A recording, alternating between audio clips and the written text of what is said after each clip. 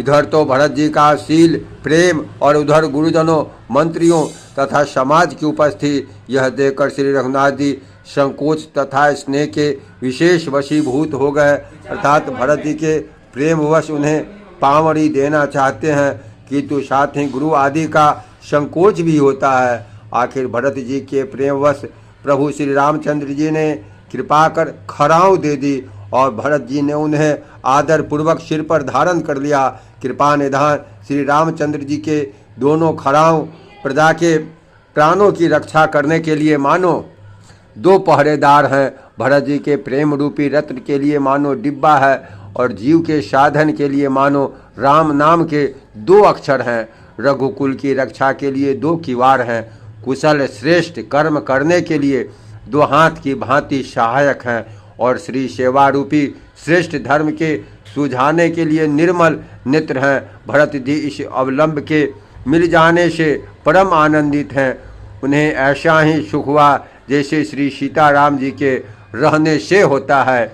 भरत जी ने प्रणाम करके विदा मांगी, तब श्री रामचंद्र जी ने उन्हें हृदय से लगा लिया।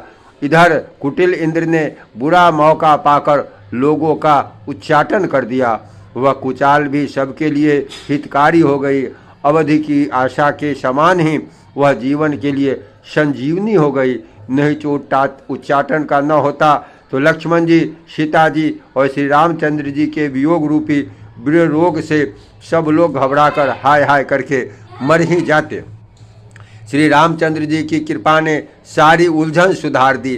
देवताओं की सेना जो लूटने आई थी वह गुणदायक हितकारी और रक्षक बन गई। श्री राम जी राजा जी भुजाओं में भरकर भाई भरत से मिल रहे हैं। श्री राम जी के प्रेम का यह रस आनंद कहते नहीं बनता। तन मन और वचन तीनों में प्रेम उमड़ पड़ा। धीरज की धूरी को धारण करने वाले श्री रघुनाथ जी ने भी धीरज त्याग कर दिया।